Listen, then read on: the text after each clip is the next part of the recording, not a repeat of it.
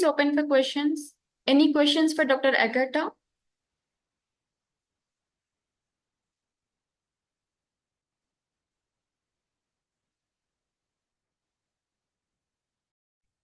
Any questions, please?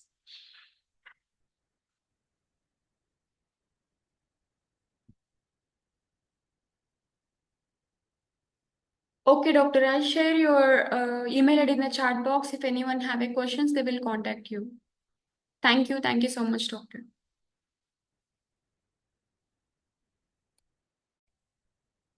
We'll move to the next presentation. The next keynote presentation will be given by Dr. Andrew Knight, Murdoch University from United Kingdom. Over to you, doctor. Thank you very much. I'll go ahead and share my presentation.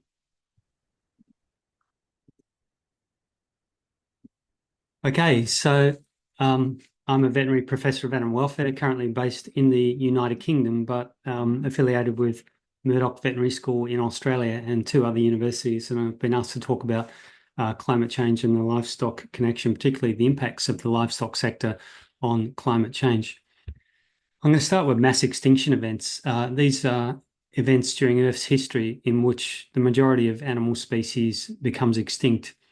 There have been 5 of these previously in the last 540 million years, which is the time period during which bones and hard body parts have existed, and hence there is a fossil record. Unfortunately, we're now living through the 6th mass extinction event, which seems to be very much caused by human activity. Kubalos and colleagues published an article in Science Advances a few years ago in which they determined the normal background rate of extinction that would occur by looking at the fossil record. And they concluded that since 1900, there would historically have been 9 extinctions among vertebrate groups. But actually what's happened is that we've had another 468 extinctions spread amongst the different taxonomic groups, as you can see there. They concluded that depending upon the group, extinction rates were between 10 to more than 100 times higher than is normal. And they concluded that a 6th mass extinction event is therefore underway, which would grow to rival the last great catastrophe when the dinosaurs and many other species were wiped out 65 million years ago. The time frame for this is estimated to be as little as 3 human lifetimes. We're seeing the effects all the time around us. Since I was born, actually, in 1970, we've had the majority of animal species, of animal populations around the planet have actually disappeared. We have stories all the time in the news. In the United Kingdom, for example, one yesterday came out showing that we've lost half of our butterflies and many other insects as well, which our food system depends on. So change is occurring catastrophically and very rapidly, and very much because of human activity. These authors concluded that this simply considered the kill mechanisms of habitat loss, predation, and pollution, and so on, and did not include the effects of global warming or ocean acidification, which is very disturbing. They concluded that we're now living through one of those brief, rare episodes in Earth's history when the biological framework of life is being dismantled. The causes of this catastrophic loss of species are these, really. Premier amongst these is habitat destruction and deforestation.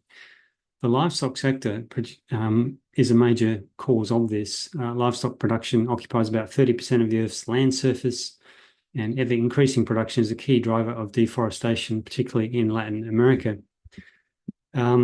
The Amazon jungle is the most biodiverse ecosystem on the planet, and its loss is a tragedy that's unparalleled, I think, in human history. 70% of previously forested Amazonian land is now occupied by pastures, with feed crops covering a large part of the remainder. In his book Dead Zone, Professor Philip Limbury describes the loss of iconic animal species in various locations around the world. He visited many of these locations to document their losses and also the ecosystems that supported those animals. And he describes actually flying across hundreds of kilometres of Amazonian rainforest, and seeing the rainforest give way to long distances of monocultures, monocrops, often of soya crops, which are being grown primarily to feed beef cattle, not even for consumption in South America, but for export to North America and to other countries. So we're replacing this most biodiverse ecosystem on the planet with monocultures in order to produce livestock produce. It's worth also remembering that the Amazonian rainforest produces a significant proportion of the oxygen that we need to breathe. The World Alliance of Scientists Concerned About Climate Change has produced a series of graphs about these issues. These graphs document the destruction of Amazonian rainforests and indeed global tree cover loss over recent years.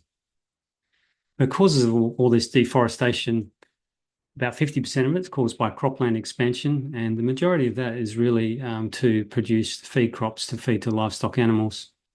Nearly 40% of that deforestation is to produce pastures to graze livestock animals, and a relatively small proportion is to produce other land for urban expansion and so on. There are other causes of all this biodiversity loss: urban sprawl, pollution, overfishing, resulting in the collapse of fisheries, and of course, climate change. Kibalios and colleagues concluded that the networks of ecosystems and metasystems that comprise life on Earth are rapidly deteriorating, and as a consequence, climate change, coupled with fragmentation of habitats and rapid extinction of species, are creating a spiral of feedbacks that are more likely to exacerbate and accelerate these problems. When we have habitat fragmentation, we often have populations of animals that are cut off from one another, with relatively small numbers in these isolated populations. That results in decreased genetic diversity, which decreases the resilience of those populations and their ability to withstand new challenges and stressors, and they might be weather changes and weather extremes caused by climate change, or they might be the introduction of disease-causing agents. The results of those can be that the population declines even faster, and we refer to this as sort of an extinction vortex, unfortunately. To describe all of this destruction, the term Anthropocene has been developed, which describes the current geological age during which human activity has been the dominant influence on climate and the environment.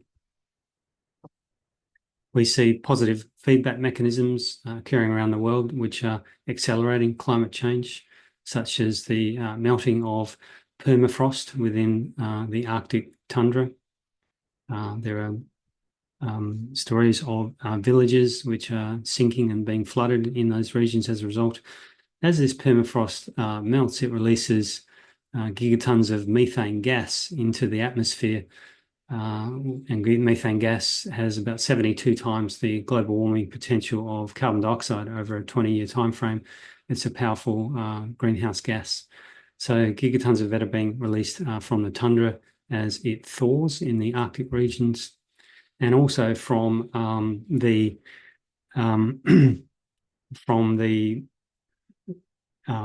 bedding below lakes all across the Arctic regions. This is a photograph taken from Lake Baikal, which is the world's largest, deepest, oldest freshwater lake. It's in Russia, and it holds 20% of the world's fresh water. It's so cold that in this particular photograph, the lake is frozen, and because it's freshwater, it's exceptionally clear. So you can actually see the enormous number of bubbles of methane gas, which are thawing from the bed of the lake and bubbling upwards through the water that in this case have been trapped in the water as it's turned to ice. So gigatons of this methane gas are being released all across the Arctic tundra in lakes and from the land, accelerating climate change. And of course, we have the thawing of the ice caps, the polar ice caps, and glaciers around the world, turning the poles from white, which reflects most of the solar radiation, to a darker color, which means the solar radiation is absorbed into the seas up there, warming them, accelerating melting, and warming the regions still further. There are plenty of charts showing the loss of Arctic sea ice, and perhaps more concerningly for sea level rise, the ice that exists on land masses such as the Greenland and Antarctic ice sheets.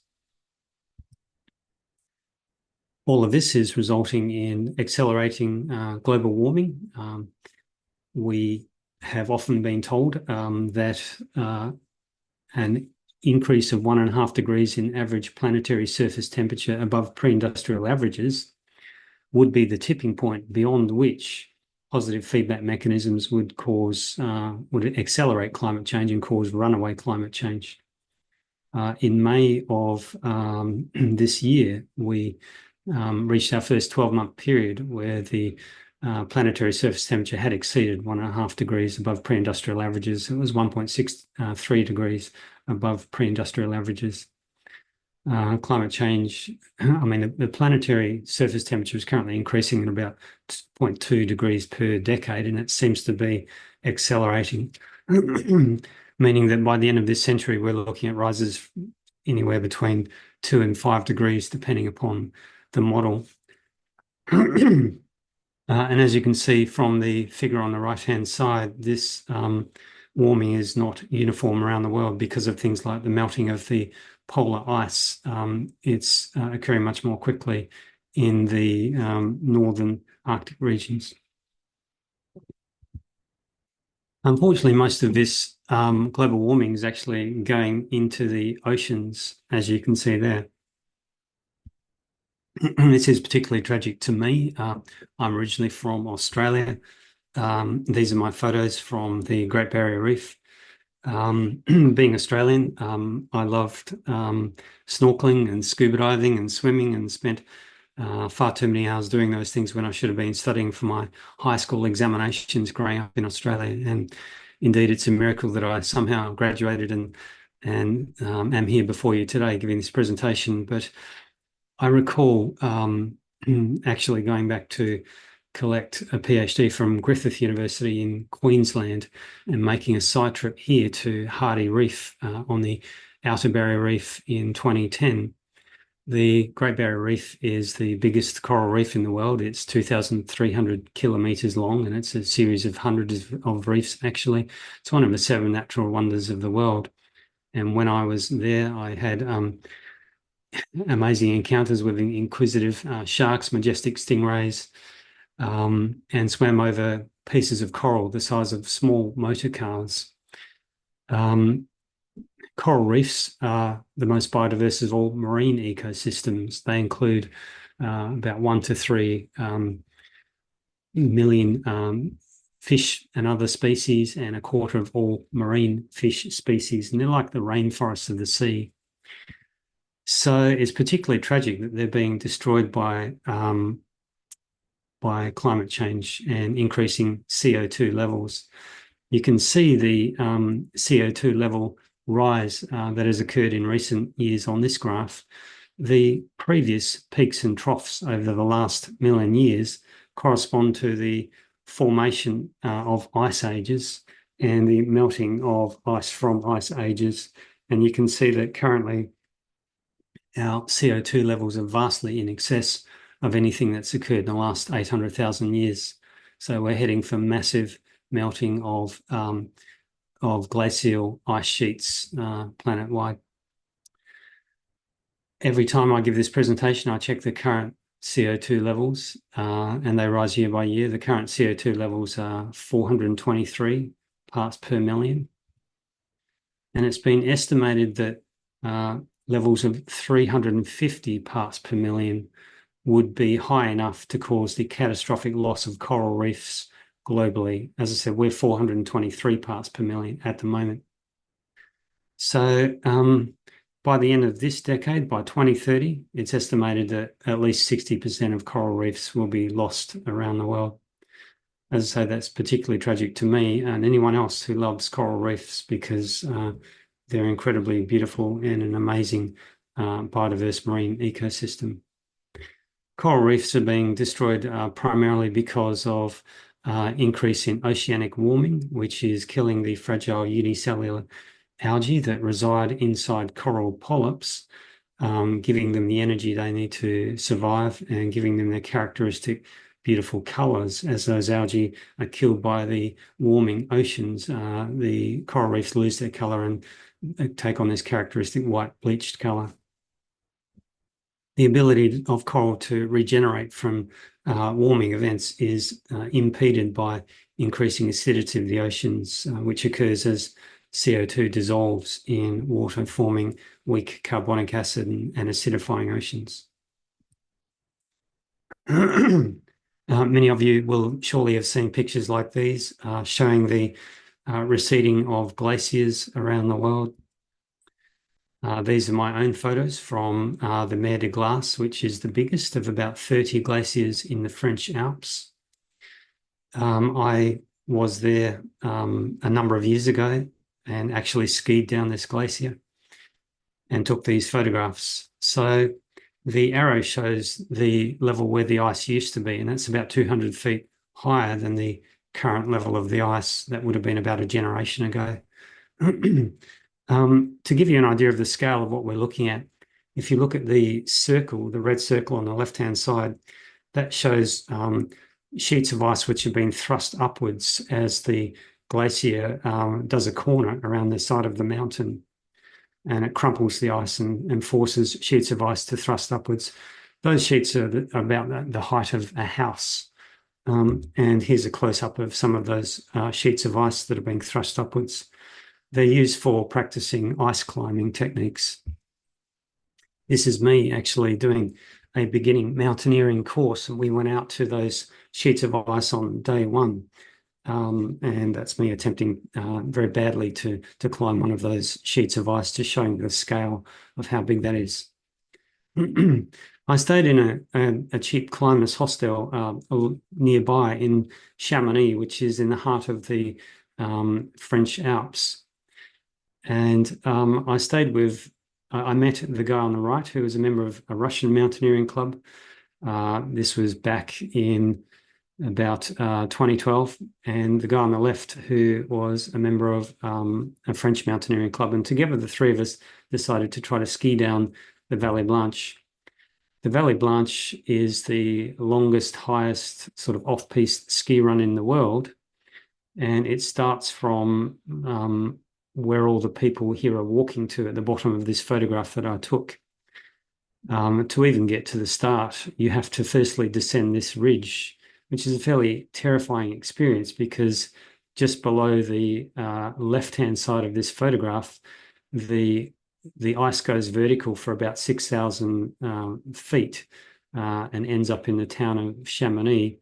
And on the right-hand side, it's vertical for about 200 meters, but ends in small crevasses. So you don't want to slip and fall.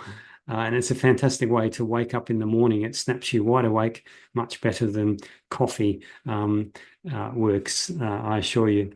So if you can manage to successfully descend this trail, then you get to the start of the Vallée Blanche ski run, and you basically ski down two major glaciers, dropping about 3,000 meters, and that's what we did next. As we descended, we would pass melting pockets of water all over the glacier, which were very beautiful, but were disturbing. Here, the skiers are skiing to the right of the main trail because on the main trail, just off the main trail, somebody's being rescued from a crevasse because the melting of the glacier was also weakening the ice bridges, the snow bridges, over all of the crevasses on the glacier. When you eventually get to the end of the glacier, by following a guide who knows where the crevasses are, and then you get here. Where the ice used to be is indicated by the red arrow, and there's a train station up there, and you can get a train back to Chamonix town. And when they built that train station, that's where the ice used to be.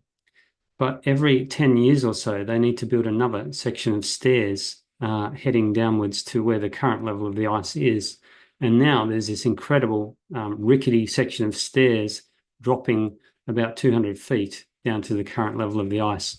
And it's estimated that this largest of all glaciers in the French Alps will probably disappear entirely within one generation. As this occurs, of course, the sea levels are expected to rise, and that's particularly going to be caused by the melting of the Greenlandic and the Antarctic ice sheets. This kind of thing has happened before as ice ages have ended. I'm currently talking to you from Southampton in the United Kingdom, and I'm on the edge of this sea. And south of where I am, about 20 kilometers, is an island called the Isle of Wight. And in the channel between where I'm sitting and the island is part of the English Channel. In that channel, 100 meters offshore from the Isle of Wight, is Britain's oldest known Stone Age settlement. It's effectively a flooded town. There is a prehistoric, well, a historic town out there in the channel, which was flooded during one of these previous ice age meltings. In the Netherlands, the beaches of the Netherlands across the English Channel from where I am in the United Kingdom at the moment, it's quite common for arrowheads and other Stone Age implements to be washing up on the sandy beaches of the Netherlands. And they come from the previous land of something called Doggerland, which existed between the Netherlands and the United Kingdom before that was flooded during one of the previous sea level rises. And that used to be a rich land where hunter-gatherer ancestors would hunt lots of game animals using these arrowheads that are now washing up on the beaches there. So these sorts of flooding events have occurred before, and they're going to occur again. And when they do, they're going to flood coastal cities around the world, including places like New York City, London, many others, and they're going to fundamentally alter the geography of the planet.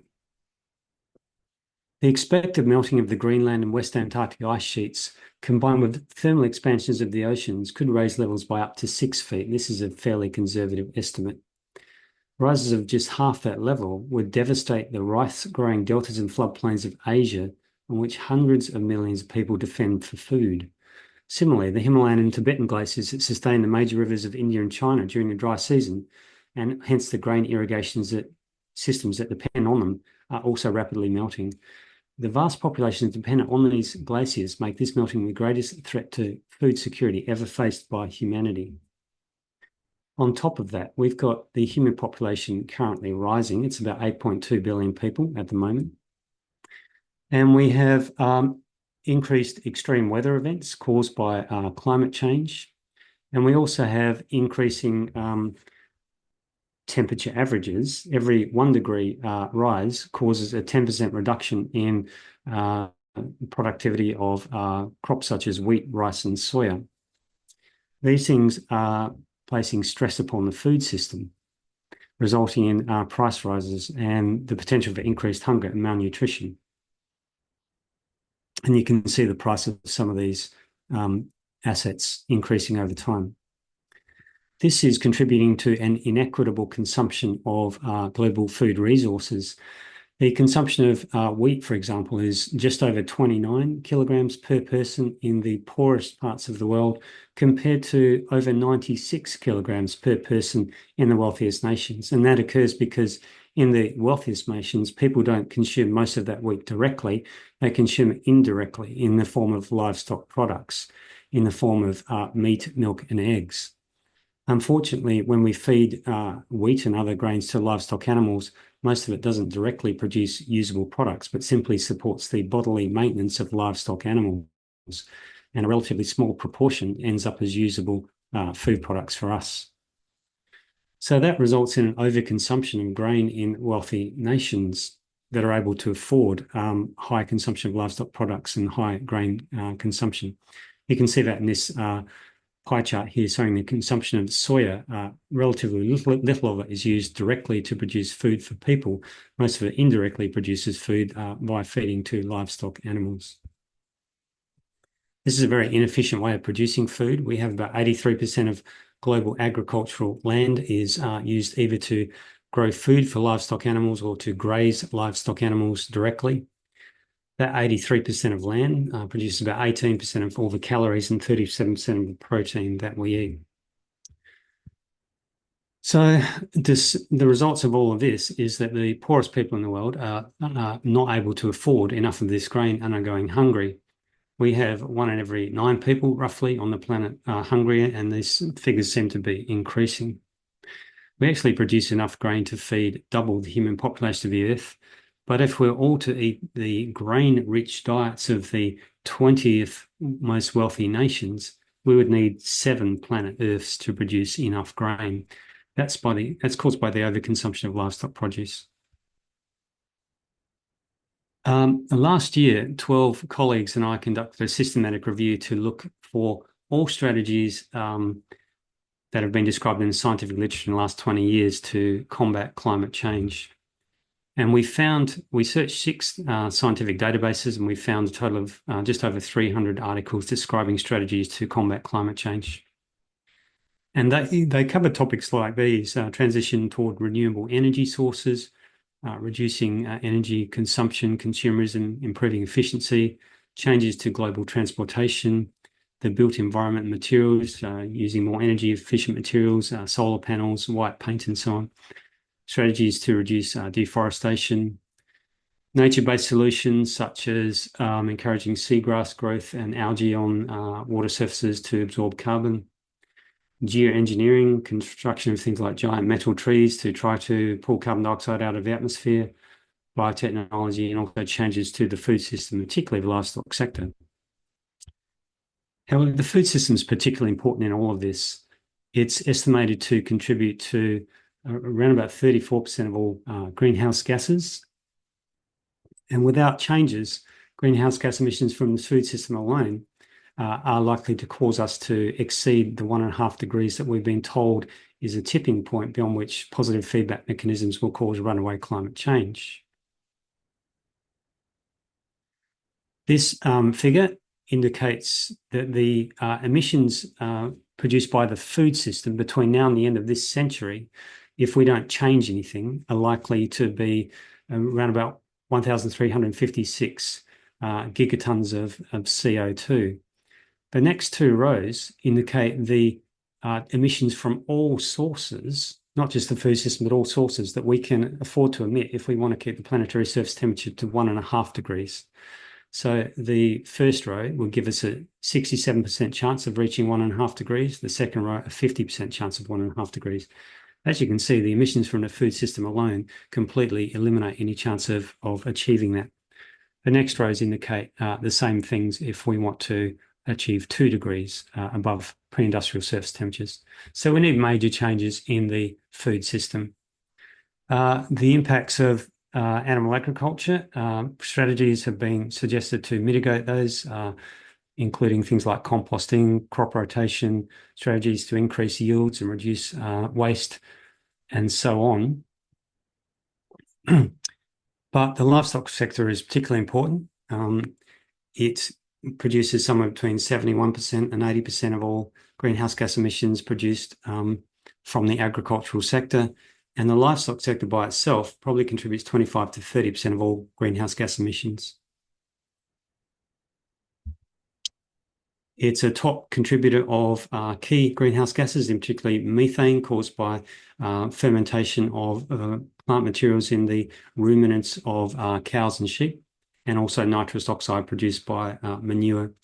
Methane has 72 times the global warming potential of carbon dioxide, and nitrous oxide has 296 times the warming potential of carbon dioxide. And the livestock sector is a major cause of those 2 gases. It also contributes greatly to deforestation, ocean acidification, and other problems, and consumes most of our global water footprint. Various strategies have been proposed for decreasing the impacts of the livestock sector, strategies to decrease the production of methane by bacteria in the rumens of livestock, and a host of things to try to increase the efficiency of livestock production. Most effective are those that would target ruminant meat and milk, because these are the least efficient products, particularly beef. Greenhouse gas emissions per gram of beef protein is almost 250 times that per gram of plant protein. And emissions from ruminants such as cattle and sheep far outweigh those from fruit and vegetables, other than with rare exceptions, such as when the latter are transported by plane or produced in flooded rice paddies. Eating meat contributes almost 4 times as much to greenhouse gas emissions as a plant-based diet. I'm sort of going fast here just to get through my last few slides during my time slot, so apologies for that. The meat industry is expected to substantially expand in coming years. Global meat and dairy consumption is expected to double by 2070.